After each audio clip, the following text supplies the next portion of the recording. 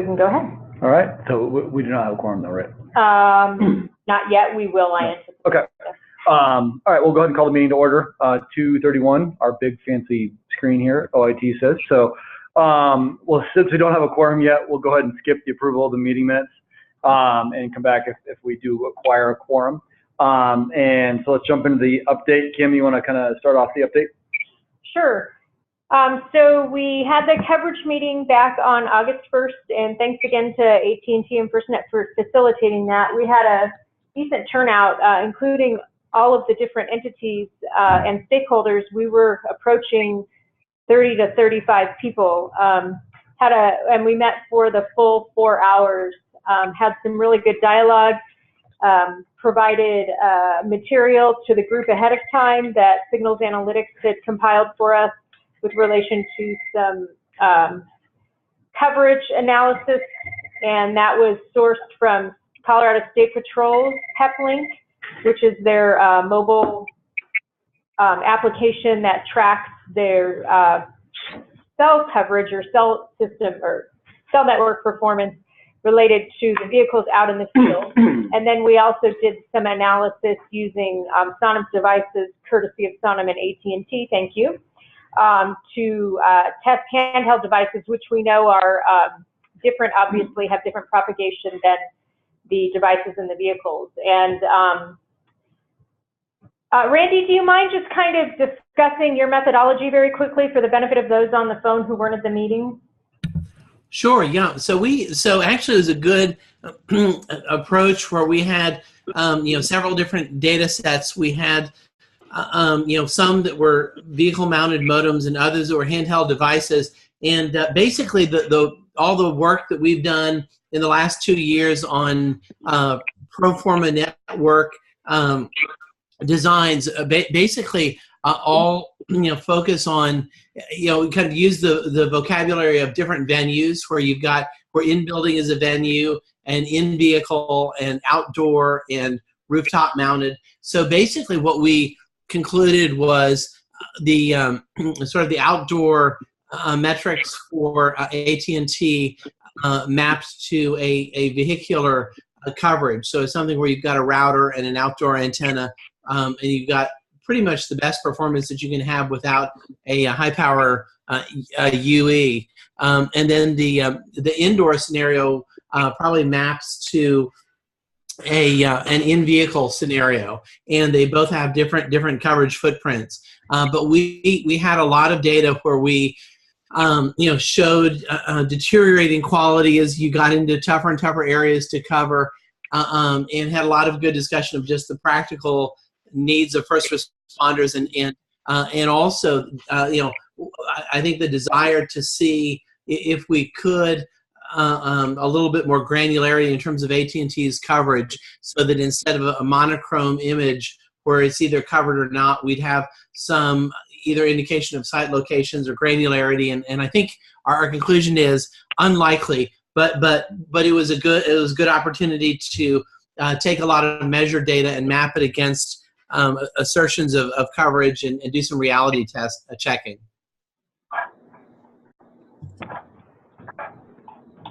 Thanks, Randy. So as a result of that meeting, AT&T asked us to determine what priorities might exist in the state, and we're going to talk about that in bullet number 3, but that was the outcome of the meeting, and we are committed to doing that with the guidance from this group going forward, and I'll come back to that in a few minutes. Any questions on that meeting? We're finalizing the notes that Sarah took, and we'll send those out to all of you as well. We just need to clean them up a little bit. Did anybody who attended have any thoughts or want to share anything? Okay. The next item is the SME portal comments submitted on August 4th. So our team, mostly Sarah, to Sarah's credit, she looked at and reviewed all 160 plus comments that came from various stakeholders, and we put those in the format requested by FirstNet and AT&T, and they were submitted actually on the night of the 3rd.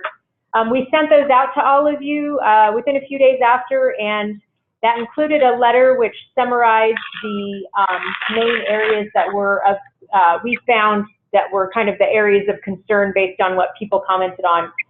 And you all have that letter as well. We did not edit any of the comments. They were left in their raw form, so FirstNet and AT&T would have the benefit of seeing that information. And that they would know that none of it was filtered by our team, thus changing the message. So we anticipate, or AT&T and FirstNet have 45 days from that August 4th date to review, analyze, determine if they're going to answer or incorporate anything on that into the final state plan. And then again, the final state plan is expected no later than mid-September still. Do you guys, or Tracy on the phone, do you want to add anything to that? No, that was pretty well said, Kim. I will say that we did hear from all 56 states and territories. So it was nice to get that total feedback that we're currently collating, reviewing, and sorting all of the comments so that we can provide answers and make adjustments to the plans that are actually delivered to the governor. But you're right on with the mid-September is our target date. Garrett, you want to add anything? The only thing I would add is there's a goal, not a contractual commitment, but a goal is to try to release them all about the same time. So All the final state plan. yeah, that's the guidance we have. But I'd say that's aspirational. So like mid-September though. Yeah. No later than that. Okay. But, Yeah, because the 45 days is contractual, right? yes, but I'm meaning that we're not going to go and just say Colorado State Series on August 29th. Oh, other states. Yeah. It's not going to be a staggered. We're trying to roll them out at the same time. No, Tracy, And when you say Brian, contractual, Brian, when you say contractual, no, that's just what we're saying. This is what our plan is. And then, but it is the key hard date or those 90-day reviews. But these are all the things that we're trying to plan with to give you an idea. Yep.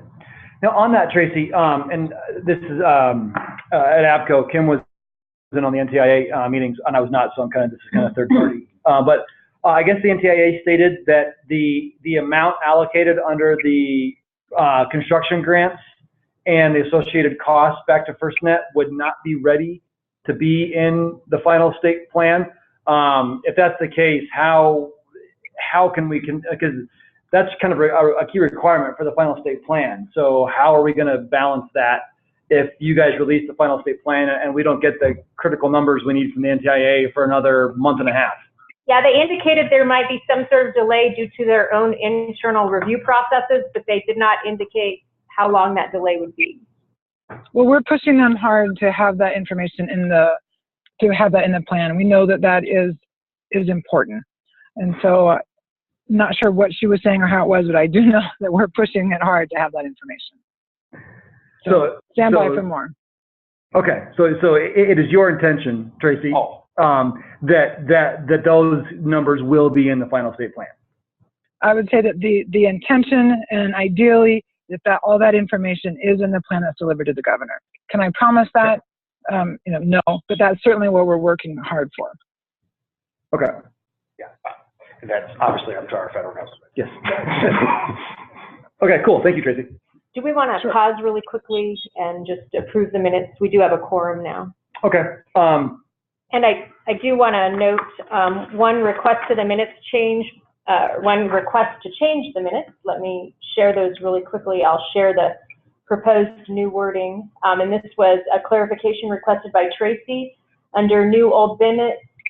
It originally stated that states could set up their own FirstNet help desk in an opt-in situation, and Tracy asked me to clarify that states are not required to set up their own help desk, but may do so. Correct? Tracy, are you okay with that? Tracy? Sorry, I couldn't get off mute. Yes, I am okay with that. Thank you. Okay. So if that change is okay, I'd ask for approval. Okay. Well, then, given the fact we now have a quorum, would entertain a motion to approve the July meeting minutes as edited by Kim and Tracy. All right, we have a motion. Do we have a second? Second. Cool. Okay. Okay. All in favor? Aye. Opposed? Any opposed? Okay, we have official minutes. Thanks, guys. All right. All right, so back to the topic I covered briefly, the coverage priorities methodology for future AT&T sites. So AT&T is proposing a number of sites as part of, not within the state plan, and please correct me if I'm stating this incorrectly, Garrett or Marcos or Tracy. These proposed sites are not reflected in the current state plan, but they want to work with us to prioritize where placement of a couple dozen sites might be in the future, and that in the future is within the 5 years? Yes, I'll kind of just do it. Sure, yeah, so, absolutely. Yeah, so the plans that are in the portal from IOC to FOC obviously reflect our build out of adding LTE, adding band class 14, and some of our what we call business as usual sites, meaning those are sites we're going to build as part of our normal operations as a cellular provider. In addition to that, we have set aside over and above that additional sites that we would like to build based on public safety feedback, not just based on our normal cellular priorities. And I know we've had some preliminary discussions about that, but we would love to have some additional feedback on priorities of location so that we can make sure we're placing those. We certainly are cognizant of the, we're not adding 150, we're not adding 2 either. So we have some ideas and we've kind of shared some of those with you, but we would also interested in feedback. Obviously, we built some of our coverage, we built our proposal based on current coverage. We also took in your state priorities. So I don't want to say that this is because we didn't see your priorities. This is to say, can we help fine tune at the end? Is there a road we missed? The example we give, is there a critical hazmat route? Is there something that it was not easily reflected in the larger big data set? Does that make sense? Yeah.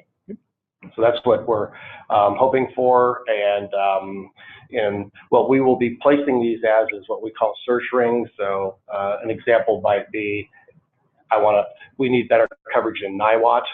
And so we would put that as a dot in NIWAT, and then we would memorialize that into our plan, and then we would have to still go into traditional site acquisition mode, and how the actual final RF coverage looks is going to be dependent on whether there's a state asset that we could leverage or a municipal asset or what we could get zoned in, those types of things. But we will put those into the final state plan and memorialize those as commitments. We will also give that commitment to Federal FirstNet, and we do get a blessing from them. Obviously, they want to make sure we don't put 25 sites in downtown Denver or something like that. But I can't imagine them. They're just wanting to do a quick gut check, if you will, from that perspective. But I don't foresee us having them show up in your FOC coverage map because we don't know the final details. But we would commit to put them into our build plan. That would be by the end of our FOC. And so that natural question might be, when would that be? It's really going to be site dependent. I mean, frankly, it depends on how hard it is. We do, based on how other places are working, after an opt-in happens and we have a go-ahead to go forward, that's when we would kick off site acquisition. So that could be tomorrow, that could be end of December, or depending if and when the state decided to participate. Does that answer that, Brian? I think that's excellent. Does anyone have any questions for Garrett on that process before we engage in discussion with the stakeholders? I do this. Yeah, this is Bill Malone. Go ahead. Chad? Yeah, just I'm not sure if this is the right person to ask this question, but a while back we were told about some AT&T enabled devices that we could take and use to test, basically. Is that part of this process as well? If and when those devices actually come available for us to be able to use and test, in the areas where we either do or don't have coverage, specifically, I guess, against the coverage map that AT&T purports to have already. So Chad, we have those devices and we could get them out to you the first of next week. And we'll talk with you. Ed or I will coordinate with you offline to get those out to you ASAP because we have them until the end of August. Correct. Yeah. Yes, and this is Ed. We do have a couple of devices we can get straight out to you on Monday. So is there an app that records somehow successful connection, or is that just based on our feedback of how they work? Yeah, Chad, this is Ed. I'll send you an email with a short tutorial, but all the applications are on there, and just follow the simple instructions.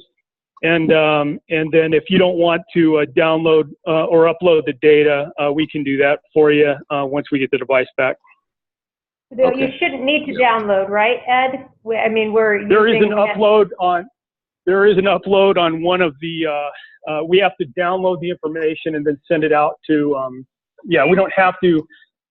We don't have to particularly download. The application does it itself, but we do have to extract it from the telephone, and then we have to send it to Mark. Yeah, no, we'll take care of it, Sheriff, and it'll be easy. So basically, all you'll need to do is just put the device on the dash of your vehicle or your deputy's vehicle, and as you guys drive around, it'll collect the data. So it's very, very minimal burden on you guys. Okay. I guess I just want to confirm, is that sufficient for this process, or do they also want some feedback about what areas are important to us? Yeah, I think we'd like that information, but if there's anecdotal information that can be part of this prioritization process, absolutely. Okay. All right. So, I'd rather try the devices out anyway. Yeah, Bill? Yeah, the question I have is, there's been a lot of talk about coverage and things kicked around, and between FirstNet, between AT&T, and between the chatter out there, a lot of people are saying, Motorola and other people are hinting they're going to have mission critical PTT 2018-19 range.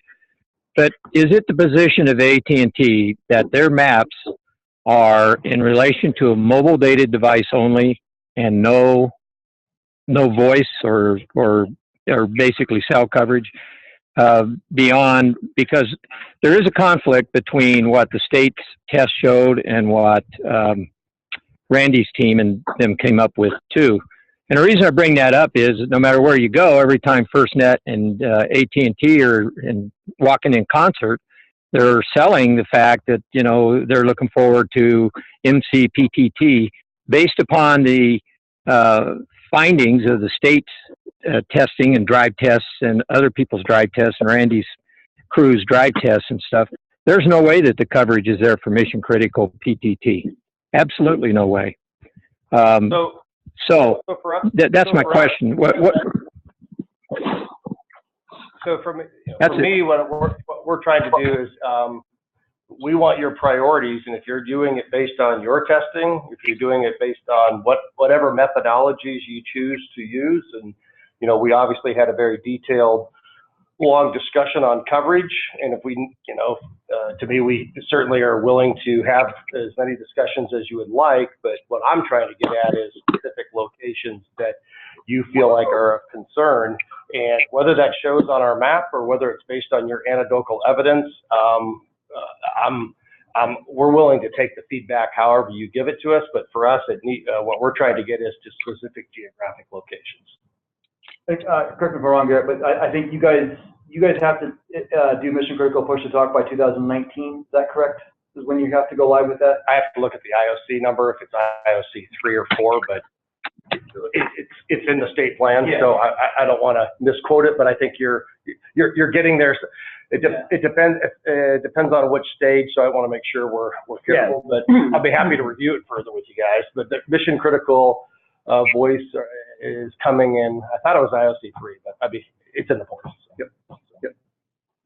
Well, just to follow up, because the one thing is the opt-in, opt-out, and I know when we had the meeting, and I appreciate your response, Garrett, and it seemed to be that, hey, this is our coverage, pretty standard. We use standard industry type coverage, drive testing, etc. But if the state opts in or opts out, people are going to have to make independent decisions based on their own I'm getting feedback. But anyway, that's kind of a disconnect, in other words, between the maps that are being shown and the 1819 being a promise of what the coverage is going to be there. It's going to be very difficult, I suggest, for agencies to decide to opt in as agencies who pay their own bills. The state government doesn't pay those bills, without knowing for a fact that there's going to be mission critical PTT coverage, because, you know, that's been oversold. Well, I mean, again, Bill, I recognize you guys had some specific perspectives on our coverage, and we've tried to explain it as best we could a couple of times, but we're certainly willing to have those discussions further. But also do know that mission critical push to talk is some of the features of that is peer-to-peer communication. So it's beyond just a coverage orientation. There's other aspects to mission critical push to talk that extend beyond just macro cellular coverage. So there's other components that make things mission critical that allow you to have, lack of a better term, direct connect, so that one LTE unit can talk directly to another LTE unit. Wow, I'll say that the last few times. So, and you're right. We definitely own the requirements for adoption. And that's why I think there's some teeth to the contract that say, gosh, yeah, we've got to prove ourselves, and we have to show that we have a product and a service and a coverage that meets people's needs, and there is a mechanism to hold us accountable to that. So. Okay, thank you. Any other questions right now? So what we're going to propose is we'll be talking with Signals tomorrow, and our intent is to do kind of an assessment of the coverage map based on what we believe to be the coverage that will be at the end of 2017, IOC1 with the indoor toggle on. And then from there, we'll identify what the gaps are, what we believe the gaps are, unless there's anecdotal information on other gaps, right, Brian? And what we wanted to, so, you know, part of the issue we've had, and we've been talking with AT&T through this over the last month or so, is, you know, initially they asked us to say, okay, where do you want these sites? And our response was, you know, we as the state don't want to be put in that position to prioritize Carles County over Chadds County. You know, that puts us at the state in a very bad spot to say, you know, we're going to prioritize this area over here. So we've been kind of going back and forth about how we solve that problem with them and have some discussions. And we had a discussion a couple days ago at APCO. And so to Kim's point, I think what we kind of came down to as a compromise is what we want to do is go through, as Kim mentioned, the map and identify key areas. For example, you know, Carl has mentioned Highway 113, you know, up at a rifle at Meeker, that, you know, they've seen a huge increase in fatalities and traffic on that road. So what we intend to do, and I think 131 up through Wolcott, I think Eagle County has had the same issue. So what we're going to do as a state is help to collect just all the areas where we are seeing increased demands, whether that's traffic or people or events or whatever, and just provide AT&T a list of all these areas. All right, here's the 10 to 15, you know, state roads that we're seeing, you know, 100% increases in traffic. Here's the geographic areas where we're seeing, you know, festivals come every other weekend, you know, putting a tax on the local resources, and then letting AT&T, and then what we'll do is come back to this governing body with that and kind of say, is there any key areas where everyone agrees, yes, this, you know, this one area is definitely priority number one, that kind of thing. Otherwise, we'll just provide this list to AT&T and say, okay, guys, here's what our stakeholders have said are the key areas, and then AT&T will then integrate that into this build plan and propose the 25 sites back to us. So that's kind of what we came up with as a compromise to kind of make sure that you know, we include everyone's need in there, because like I said, you know, everyone has an important need, so we want to try to make sure that we're equitable in this. So. Are we still going to assume a baseline of coverage and ask them to validate it still? Okay, yeah. So that way, if the map, what we don't want to do is make assumptions one way or the other on the map. So we just will, if there's an area that you guys consider a priority in your jurisdictions, we can look at it, assess it on the map. Does it show up? Does it never show up? And then have that discussion with you. So when we provide that information to AT&T anecdotally or not, there's some comments about it as well. Sure. Yeah. Yeah. So for example, so Chad, you know, I think doing the drug testing is great, but if there's an area where you know that, you know, maybe the map says there's coverage and you know there's not, or an area where you're seeing just huge demands, you know, increases in demand, let us know that right away so we can kind of integrate that into that while you're doing your drive testing. For us, it's the data we want is what's a priority versus trying to go and find Correct. the edge of saying, gosh, we think there's a discrepancy. Now, if there is, that's fine. I just want to make sure that you're not reporting that to be the report that my map is wrong, but to report that that's a priority. No, we're trying to more baseline and understand. Perfect.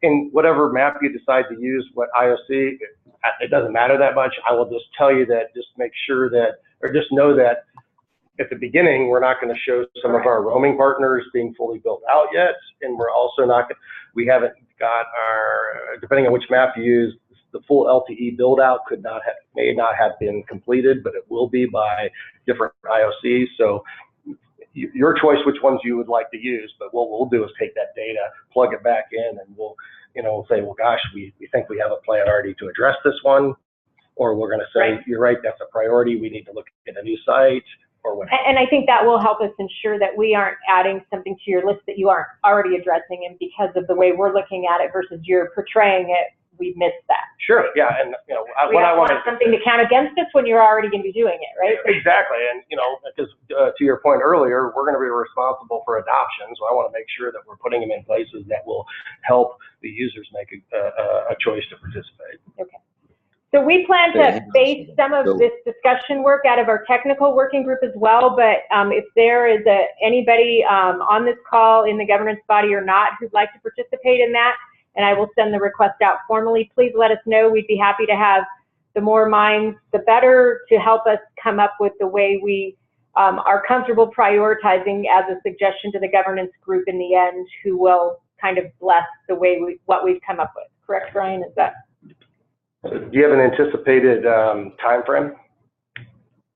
Soon. We will be talking with Signals tomorrow, but we will try honestly and get it done in a couple of weeks. Okay, no, that's fine. I'm not going to hold you down. I mean, was it days, weeks, months? I just wanted to make sure we had. I'm not calling you every day when you're like, I think. No, because we know that it is important in the overall view of the state plan too. So we're anxious for it. You have to figure that out yet. All right. Did anybody else have any other questions or thoughts or other thoughts on an approach? Okay. Next item is the state assumed RAN planning update.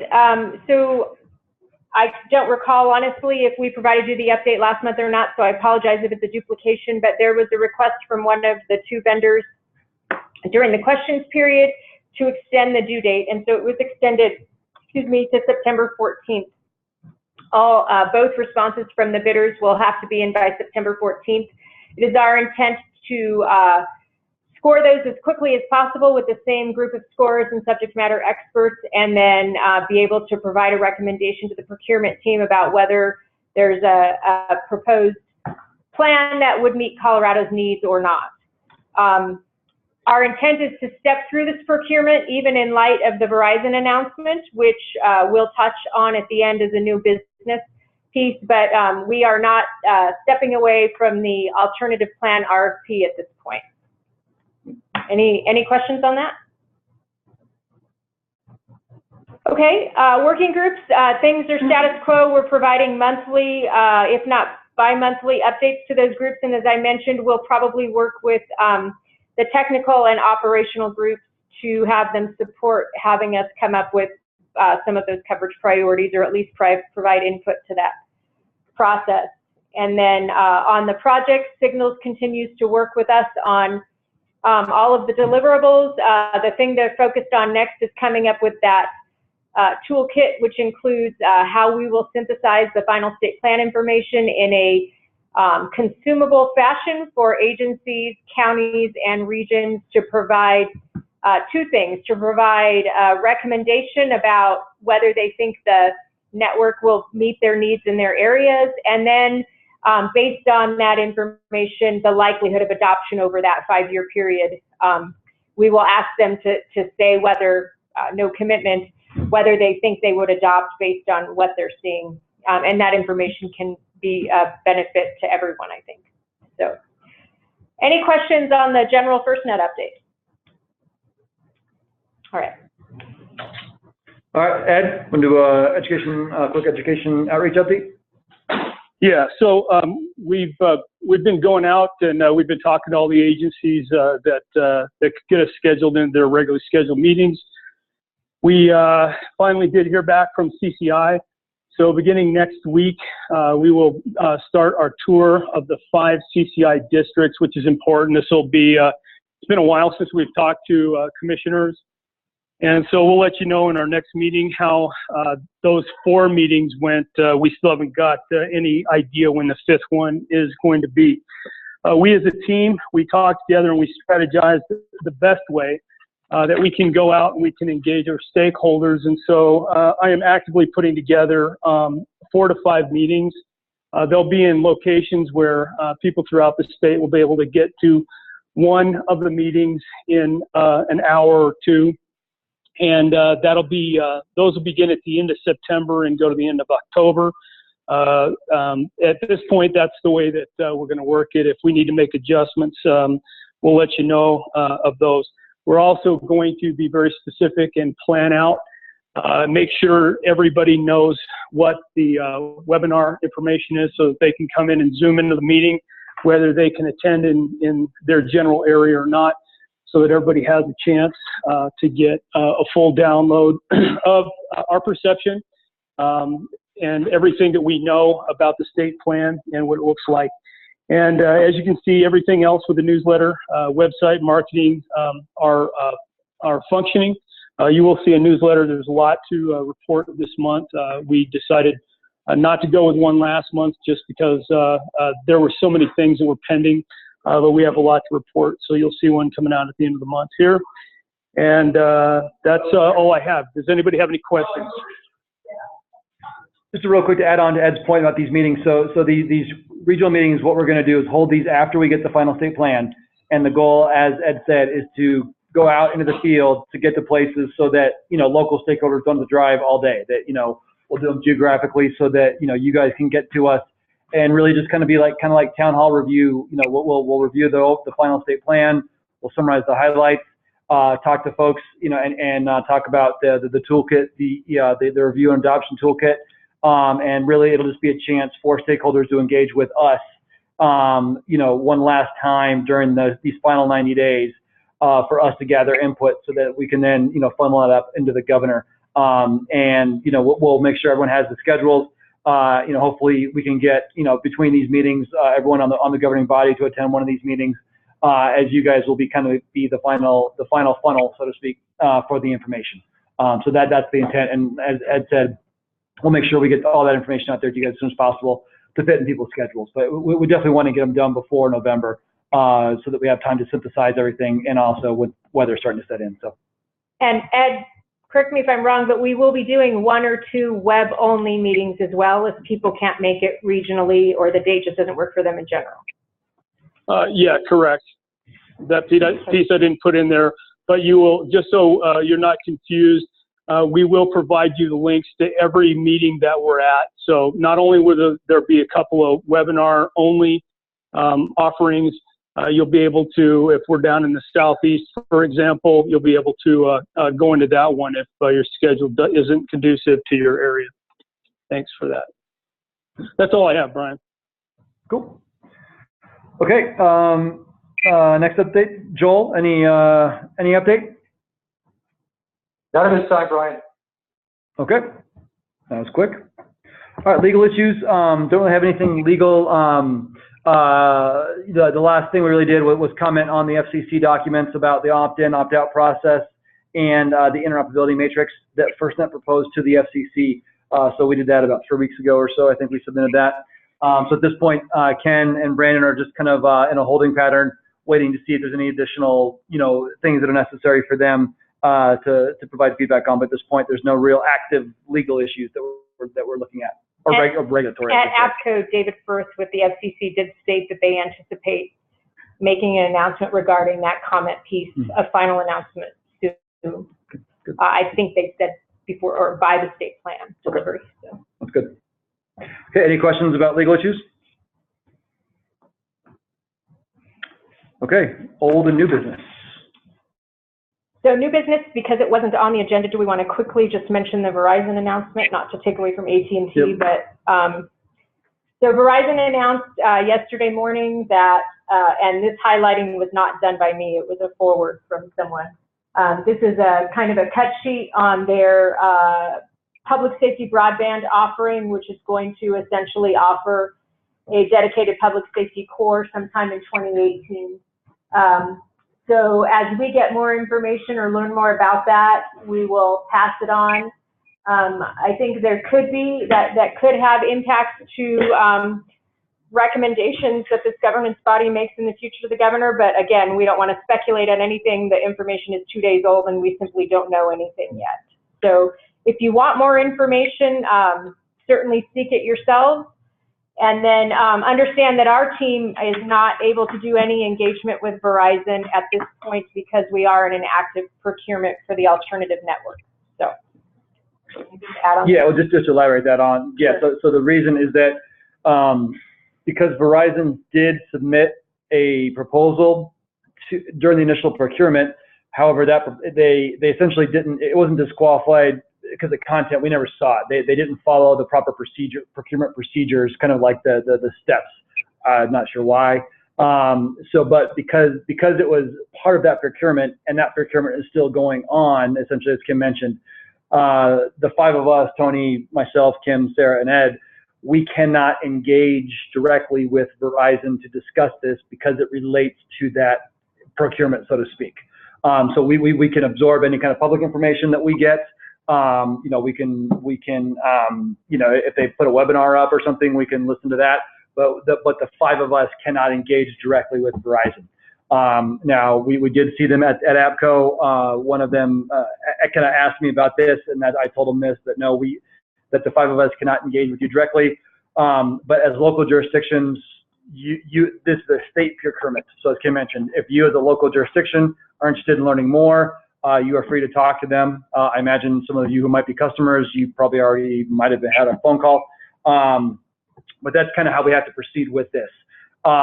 Whenever we get to the point that the procurement for the alternative plan is completed, at that point, we then could talk to Verizon if we think it's necessary or valuable at that point. Meaning the five of us here at the state. So I know it's kind of complicated. Like I said, the procurement code, you know, Kim and I make sure Judy in our procurement department has been very good with us. And so when she tells us something, we don't push her. So that's what she has told us. And we will abide by her guidance on this. So any questions on that?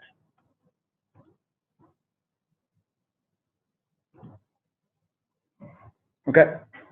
The only other kind of old business I want to bring up is the NTIA was at APCO, and they do expect to publish, I believe at the time of the state plan or shortly thereafter, they will be publishing SLIGP 2.0. It'll be considerably smaller amounts of money available to the states. We estimate, we estimate in the small hundreds of thousands of dollars, potentially as 2 offerings, and that grant will be available for 2 years from March 2018 through the end of February 2020. We don't know all of the grant requirements yet, but that grant is available to states whether they opt in or opt out.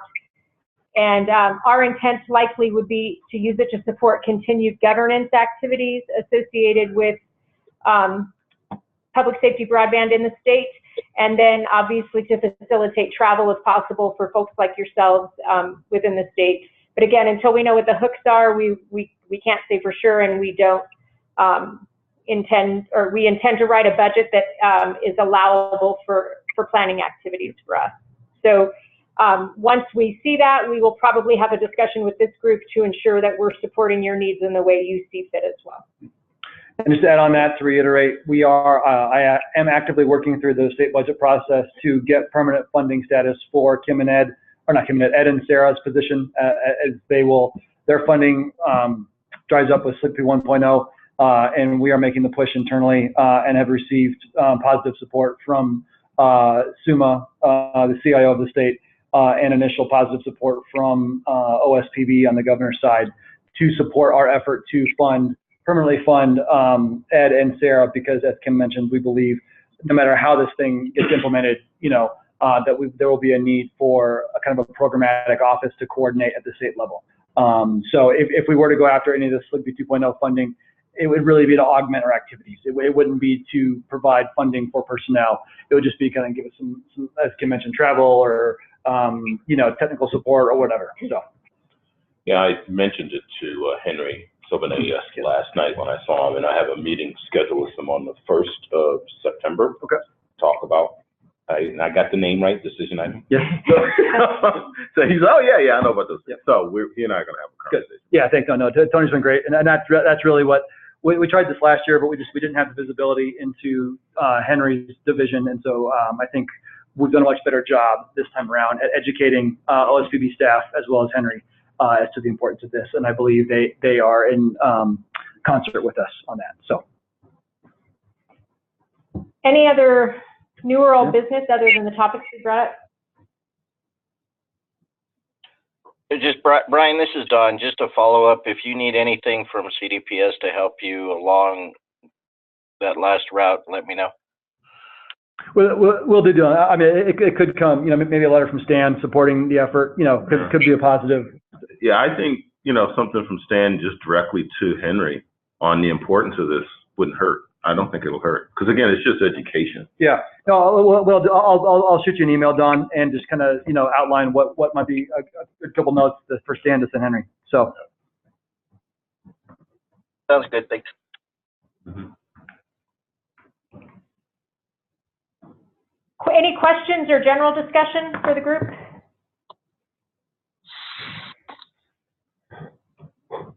Okay.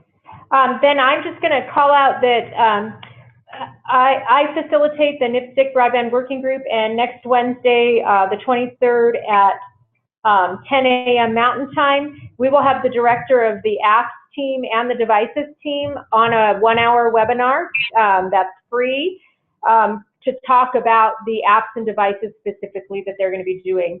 So I will send that information to you. You don't have to be a member of that group. You can call in and just listen. And I believe they will likely make a recording available after, which we will share as well. But if you want to learn more about that piece, that's a great way to do it. Hopefully that won't impact your schedules too much. And then I saw recently APCO is starting a new series called Envision, the Future of Emergency Comms, and they're hosting, and it hits on NG 911, FirstNet, public safety broadband in general. That's going to be on October 12th in Austin, Texas. If you have any interest in that, I will forward the link to that, and likely our SLGP could fund that if anybody was interested in attending too. So our next meeting is the 21st at 2:30, and if you did not make your attendance known to us through the call, could you please shoot me an email after this meeting? Excellent. Unless there's anything else, would I entertain a motion to adjourn? So moved. Second. Second? Okay. All in favor? Aye. Aye. All right. Thanks for your time, everyone. Thank you. Thank you.